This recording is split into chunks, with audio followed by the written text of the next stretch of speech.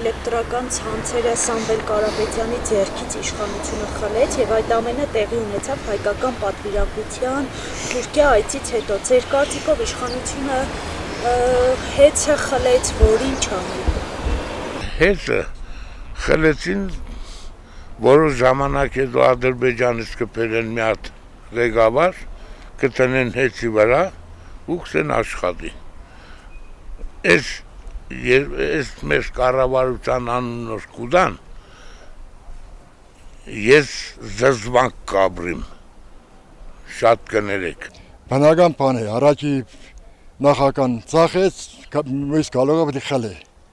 Ես կարնի ծախի մի ուրիշիմ։ Դիք բնական է։ Իրանց ատորը պաշտպանել համար մի բան եմ դենեն, բայց չգիտեն ինչ են անում ամրապնդին ատորի վրա։ Ըստ մամուլում եղած տեղեկատվությանը, որ հետևում եմ ու կարդում եմ ու տեսնում եմ, հավանաբար սա այն մեծ հարկատու, ոնց ասեմ,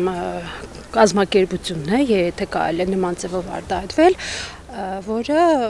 վաճառելու են Թուրքիային, այսինքն Հայաստանի Հանրապետությունը դանդաղ, բայց արդյունավետ տեմպերով կարծես թե կոպիտ ասած պարկեցնում են Թուրքիայի տակ։